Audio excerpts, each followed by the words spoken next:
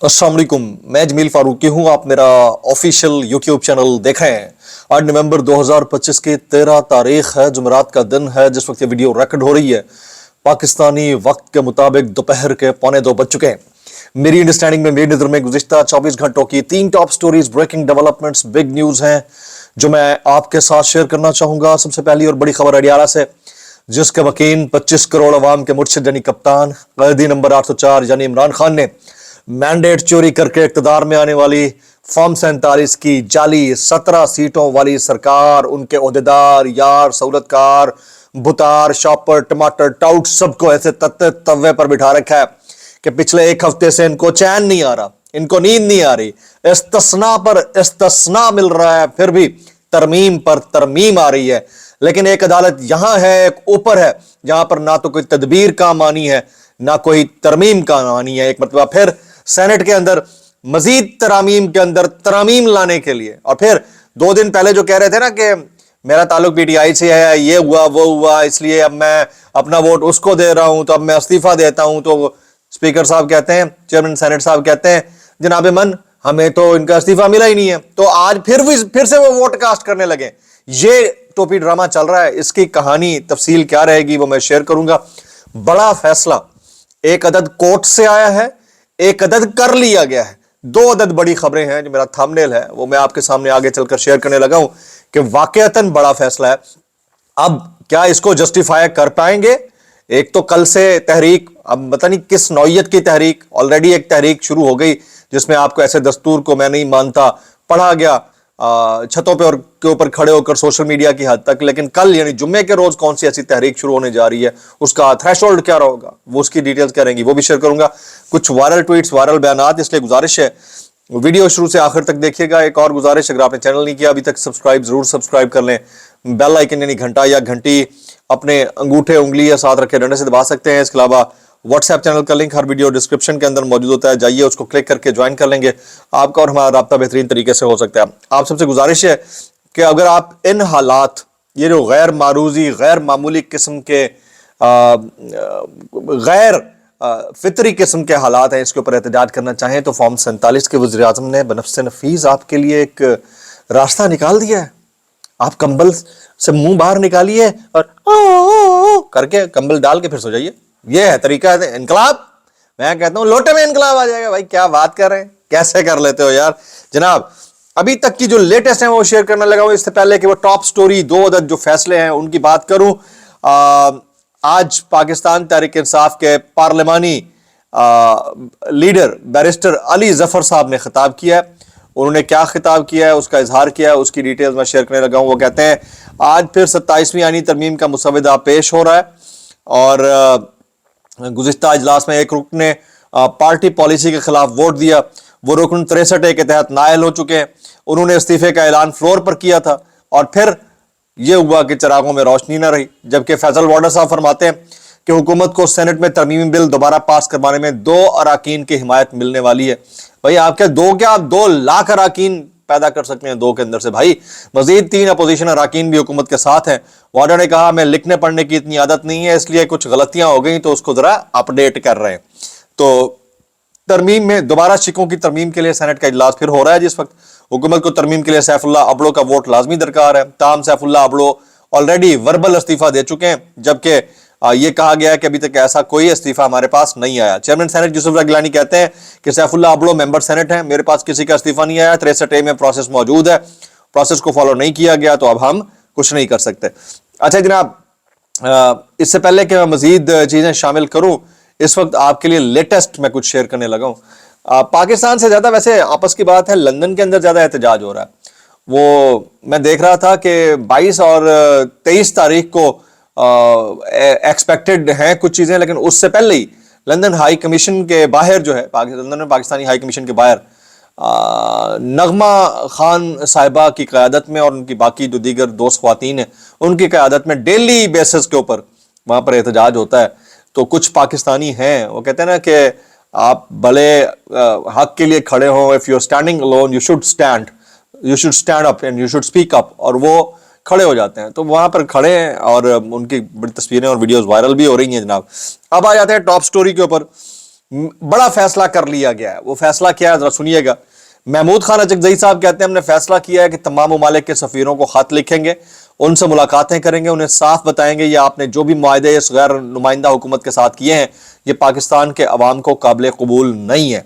आप अपने मुल्क में जमहूरियत चाहते हैं और यहाँ मैंडेट चोरों को सपोर्ट करते हैं। अब ये महमूद खान अचकजई साहब टूटी फूटी अंग्रेजी में तो ये बात नहीं करेंगे। इसके लिए इन्होंने मूव जनरेट करनी है लंदन और अमेरिका के अंदर, और लंदन से मूव जनरेट करने का जो बेहतरीन इस वक्त टूल रहेगा खान साहब की अपनी फैमिली का हिस्सा, उनकी साबका अहलिया जमाइमा खान, उनके साहबजादे कासिम खान, सुलेमान खान, जुल्फी बुखारी, डॉक्टर शहबाज गिल, इनके नाम तो प्रोमिनेंट है।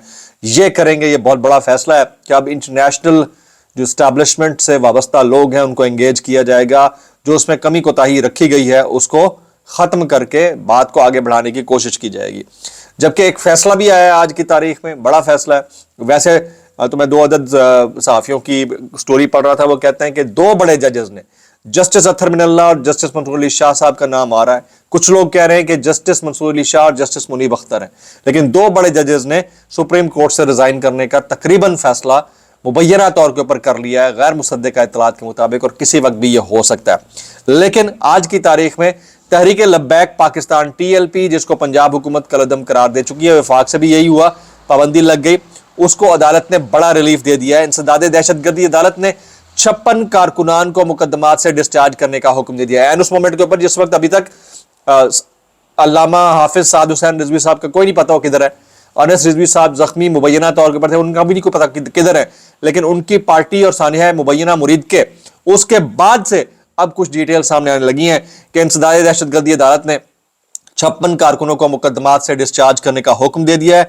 इंसदाद दहशतगर्दी अदालत के जज मंजर अली गिल ने समाअत की है, ये गुल है या गिल है आई डोंट नो, निज़ाम अदल और इंसाफ तो गुल है। बहरहाल थाना नवा कोट के 52, थाना चौहंग के 4 मुलजिमों को मुकदमे से डिस्चार्ज किया गया है। अदालत ने थाना नवा कोट के 15, थाना शादरा के 4 मुलजिमान को जुडिशल रिमांड पर भिजवा दिया है। जनाब ये कुछ डिटेल्स थी, अब मैं मजीद कुछ चीज़ें शामिल करता हूँ। मोहम्मद मालिक साहब हैं जी, सहाफ़ी हैं, पता नहीं एंकर तो हैं, बहरहाल वो कहते हैं कि इत्तलात के मुताबिक अपोजिशन के कुछ अरकान सदर के ताहयात इस्तिस्ना के खिलाफ केस करने जा रहे हैं कि यह गैर इस्लामी कानून है। अब वो किस अदालत में केस करेंगे भाई, अदालतें ही मैनेज हो चुकी हैं। वैसे तो 27वीं आईनी तरमीम को भी सुप्रीम कोर्ट में चैलेंज कर दिया गया है, 2 दरख्वास्तें दायर हो चुकी हैं, लेकिन फिर सुनेगा कौन? जो बेनिफिशरी है।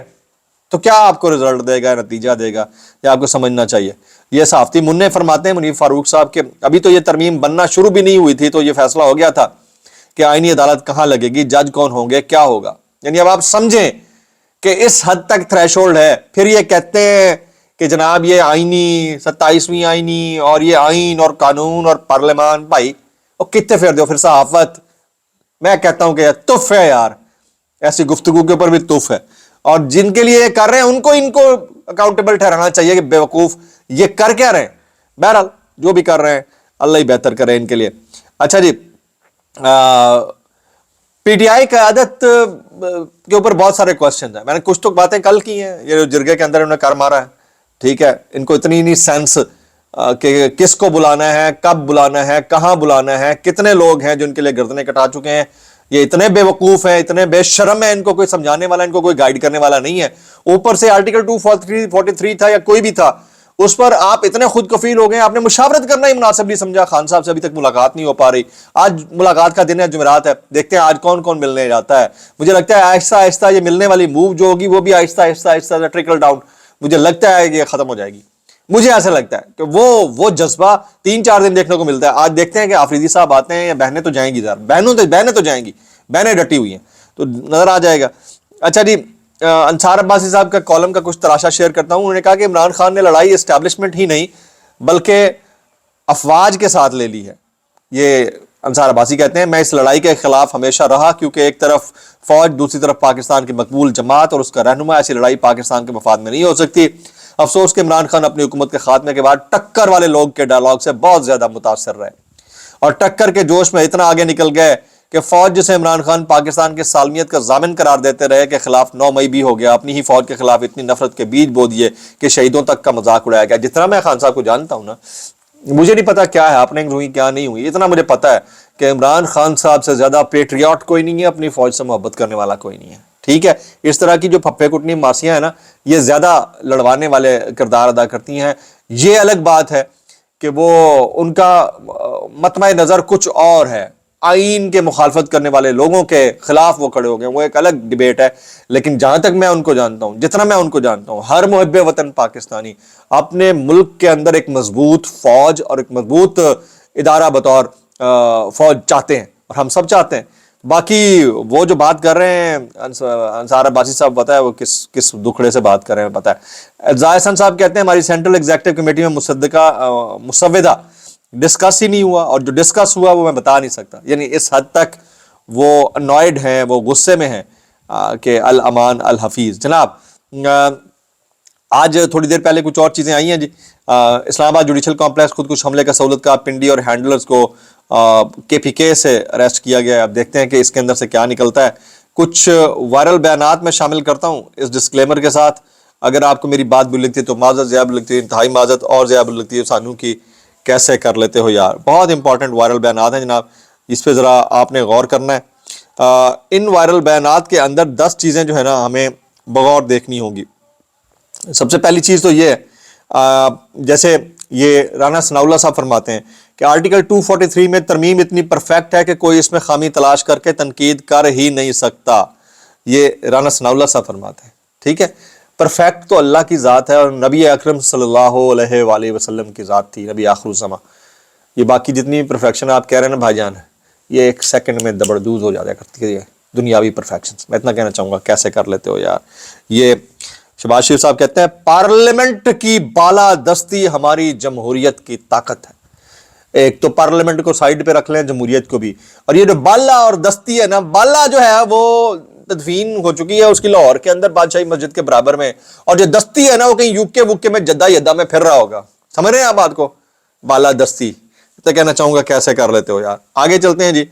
یہ جناب سہیل آفریدی صاحب, ان سے متعلق حذیفہ رحمان کہتے ہیں کہ وفاقی حکومت وزیر اعلیٰ خیبر پختونخوا سہیل آفریدی کی مسلسل جاسوسی کر رہی ہے. پتہ نہیں کیا جاسوسی کر رہی ہے, کیا نہیں کر رہی.